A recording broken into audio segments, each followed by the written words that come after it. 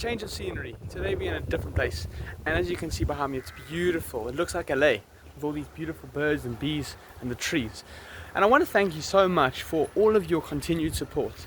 I've made a beautiful comment on another video where I say thank you for your support and your ongoing comments. But I want to tell you an interesting story where I had a video which was how to speak Russian.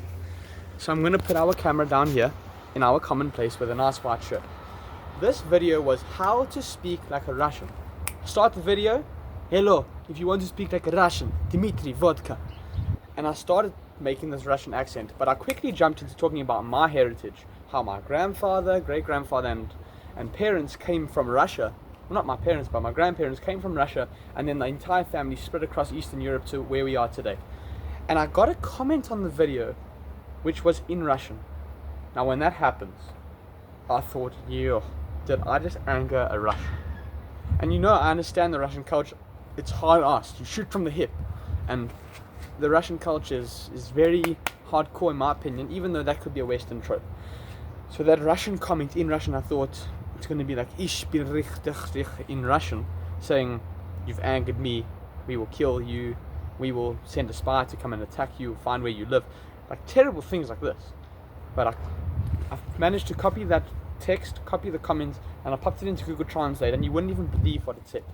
The guy in Russian, honest to goodness in Russian, he said, thank you for your video, it's so entertaining, you make a brilliant Western impression of what a Russian is, thank you for making me laugh, and you'd make a great stand-up comedian. It's comments like these, as I was saying before, that motivate me, that make me feel inspired. I could have given up today. I could have said, finished, no more videos.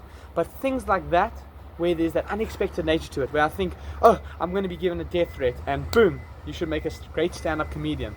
Those are the times that I've most enjoyed over these past few days, past few weeks. And my life has actually changed with you as being part of it. We now have 279 people, followers who are keeping, and 28 returning viewers who watch the videos and watch and keep updated, and it's a beautiful thing.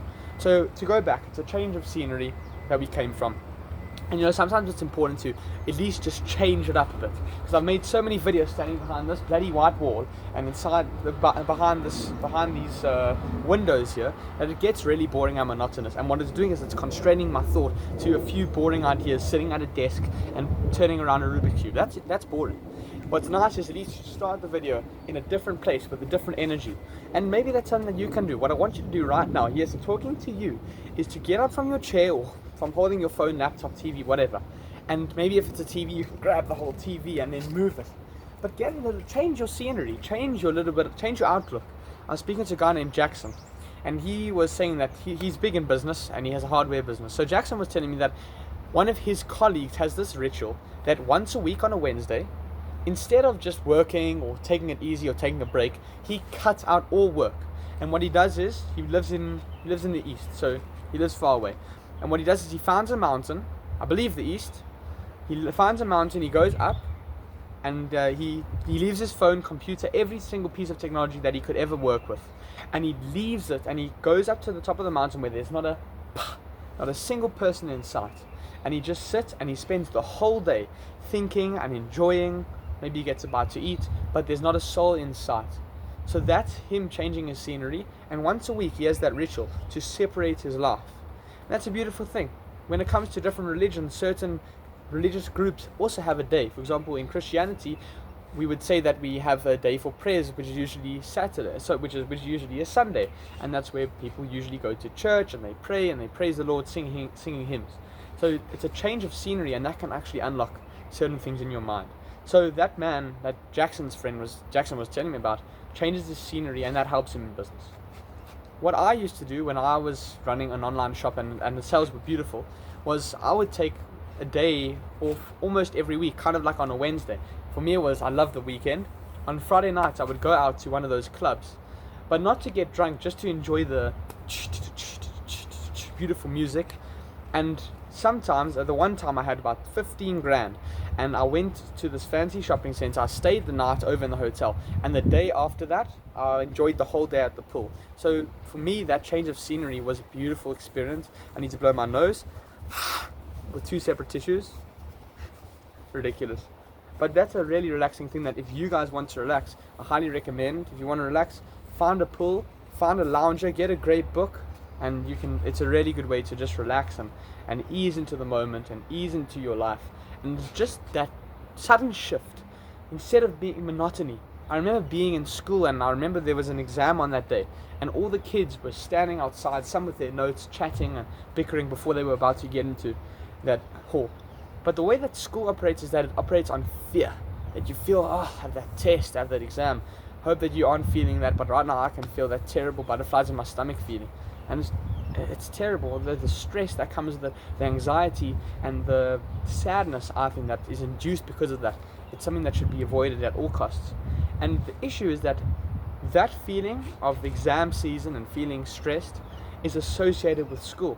So for me, when I would walk into school, when I walked in, I'd feel nervous. When there was a test day, from the morning all the way until we wrote the test, I'd feel that butterflies on my feeling, like, oh my gosh, we have the math test, or we have an English comprehension. And that was a terrible feeling that I would never ever want to experience. And it's not about that tense feeling about something that might be life-threatening, like I need to go and save my sister from a bulldog attack, or I need to go and load up 100 products so I can make money and support my family and the homeless. It's not that kind of thing. It's a pointless exercise, a test, which is one test out of thousands throughout one's entire school career. But the amount of fixation and focus and stress and fear that many of these hundreds of thousands of students are forced, millions of students around the world are forced to deal with, I don't believe is fair. And it's a way of keeping everybody in line like soldiers. You got to stand in line, men, women, if you believe in that, which I ascribe myself to because I'm in a traditional country.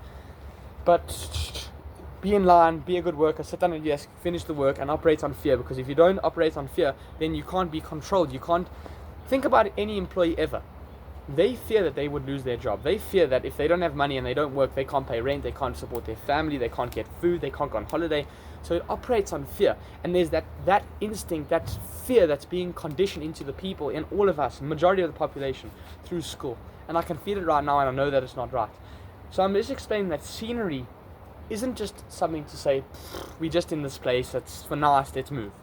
Scenery can actually influence your own decisions and your own emotions. Just like in school, with an exam, that becomes associated with walking in, friends at school, teachers, the entire building. And that's a terrible feeling. So all you need to do sometimes if you want to get out that terrible mood is change your environment. I was reading a book called Atomic Habits by a guy called James Clear. What's the simplest way to change your habit? Well, change your environment. He says something called environmental design. You want to start reading books, put books all around your house. You want to start riding a bike, put your bicycle right outside or in your bathroom. You're more likely to use a bike if not. More likely to use your bike than not. So lesson for today, because I like to put it down to one lesson, change your scenery and you can change your life.